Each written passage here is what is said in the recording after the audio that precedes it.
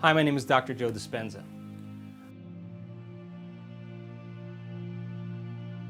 The pineal gland is a very specific gland that makes serotonin and melatonin. And when that energy strikes that gland, all of a sudden it begins to produce very powerful metabolites, sister molecules. And all of a sudden now the brain becomes super lucid. And the brain waves that we start to measure are very, very high gamma brainwave patterns. Now the person is super conscious. Now there's more energy in the brain. And when that happens, whatever's happening between their ears becomes more real. And in a sense, they're having an orgasm in their brain. They're going into a state of ecstasy. Mm-hmm. So then you're transmuting anger, you're transmuting fear, you're transmuting guilt or pain as well.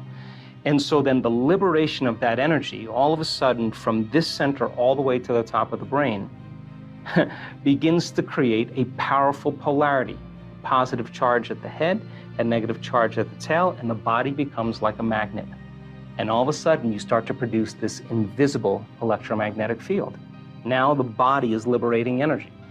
Now, once the pineal gland is signaled, it sends a direct signal to the pituitary.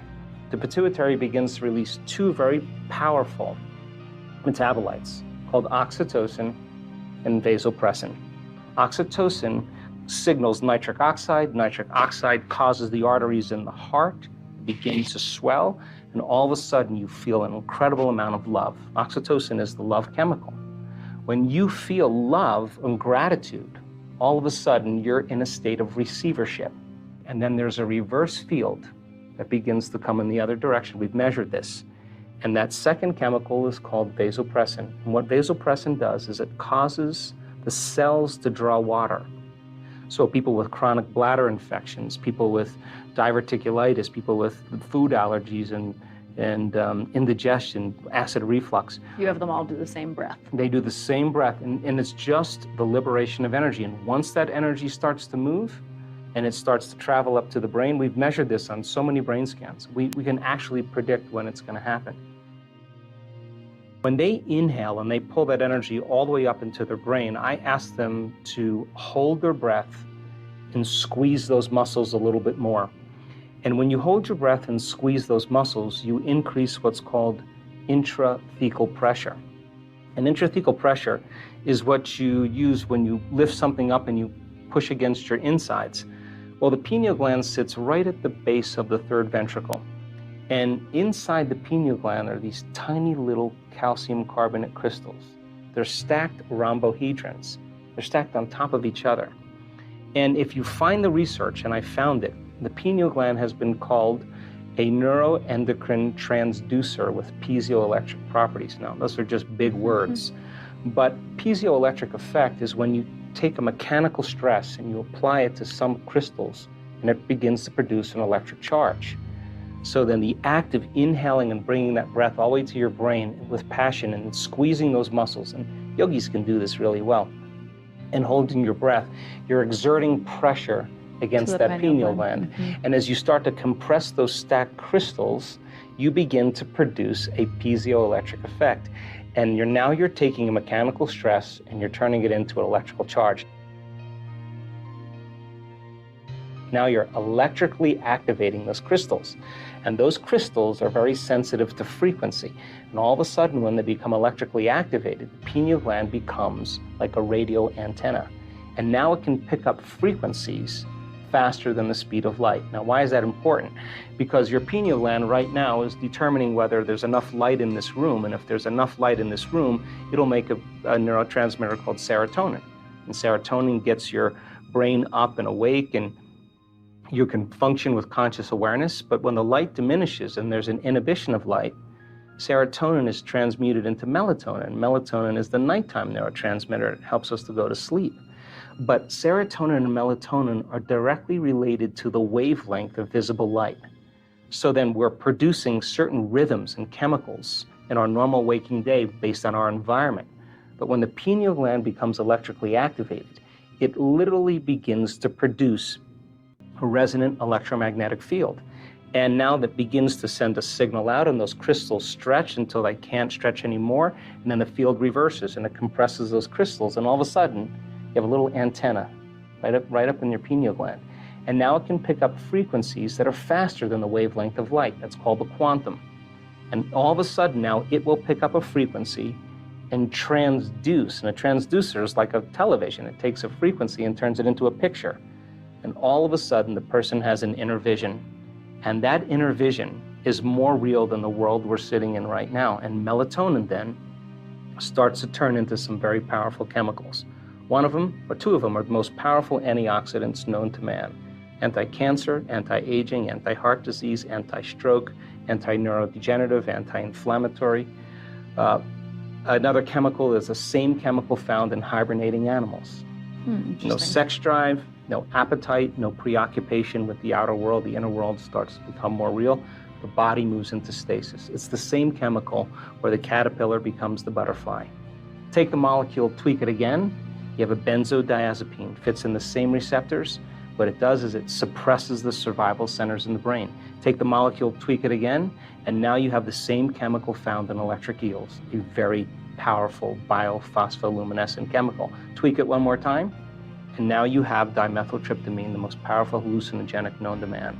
And now, person's going on a vision, and that's why it's called the third eye. I call it the first eye because now it's releasing its elixirs and we start having very profound dimensional experiences. So pulling the mind out of the body is beginning to liberate energy, and it begins to produce a magnetic field, electromagnetic field.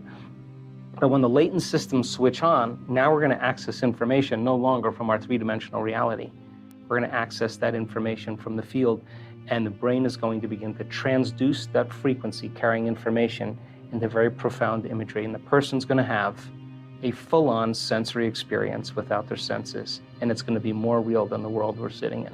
Yeah, I've been knocked unconscious, I don't know, maybe hundreds and hundreds of times. I see a flash of light, that energy goes right into my brain, and wow, it's the most blissful experience of my life. And sometimes I remember, sometimes I don't, and my body will do all kinds of crazy things because it's information coming into the body, and it's got to be able to process that frequency. So where there's energetic blocks, or there's a pathway that it can't move through, that energy is going to have its way with the body, and it's going to cause the body to do all kinds of wild and crazy things. And it's just information. I mean, and our ability, we really have two choices when this happens. I mean, from my experience anyway. When something unusual happens, people always say, oh, I want the unknown, I want the unknown. When the unknown comes, a lot of people aren't ready for it because it scares the living daylights out of them. You have one of two choices. In our brain scans, we've actually seen this. A person who gets afraid will move from that elegant state into a high beta brainwave state, a stress state, and they'll disconnect. They'll come back to their body and they'll lose the experience.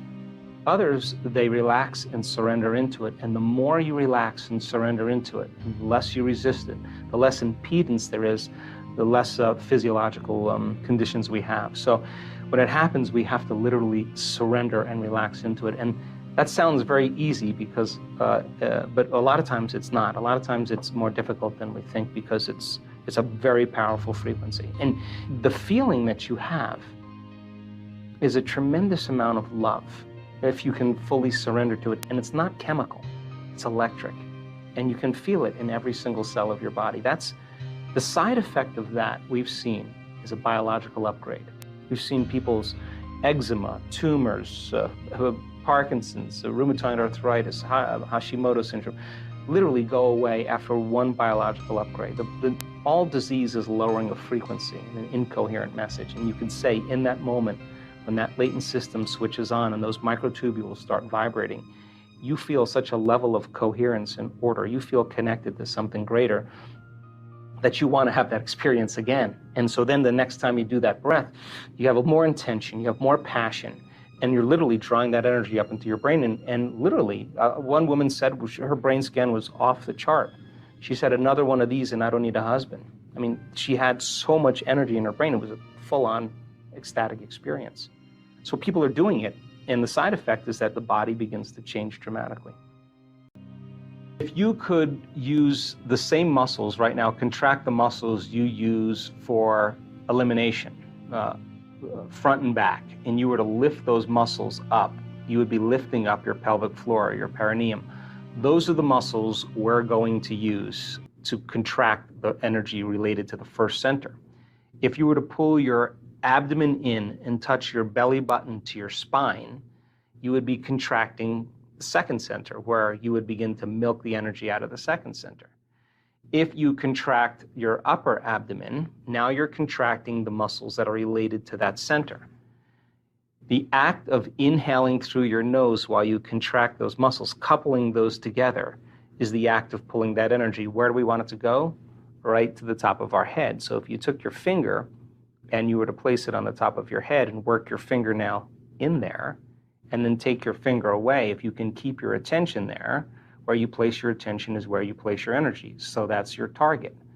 So the idea then is to close your eyes and to inhale, and at the exact same time that you inhale, to lift those muscles up and in, and with the intention of pulling the mind out of the body and liberating energy, and pulling that energy all the way up into your brain. As you inhale, one slow, steady breath, follow it from your perineum, through your lower abdomen, through your upper abdomen, through your chest, through your throat, through the brain, all the way to the top of your head. And when you get to the top of your head, hold your breath, and now squeeze those muscles a little bit more, and just pump that fluid up against the back of your brain and hold it. And then you exhale, relax, and feel. Now, in the beginning, when you learn anything, you have to practice it, and it's mechanical. But as you keep practicing, it'll become more intuitive and less step by step. It'll become one motion. So the act is inhale at the same time, perineum, lower abdomen, upper abdomen. And as you inhale, you follow that breath all the way up through your chest, through your throat. Keep inhaling through your brain to the top of your head. When you get to the top of your head, you'll drop your shoulders down, straighten your spine, squeeze those muscles a little bit more. Put your attention on the top of your head and just push that fluid a little bit, compressing the crystals of the pineal gland. Hold for a few seconds, and then relax and feel it in your brain. Now, I would recommend when you do this to play some music that has no lyrics, but has some drums or has some music that you can interpret as the movement of energy. If the energy strikes your brain, don't be afraid of it. It's just the liberation of energy. Let it happen. Take a moment, keep your eyes closed, and do it again. I would recommend 5 minutes in the beginning and work your way up to 10. Usually people who do it properly have a very significant amount of energy in their brain. We now know that this breath creates more brain coherence. It increases the amount of energy in the brain. It activates the autonomic nervous system. And our brain scans show that it stimulates the pineal gland. And those are all the important things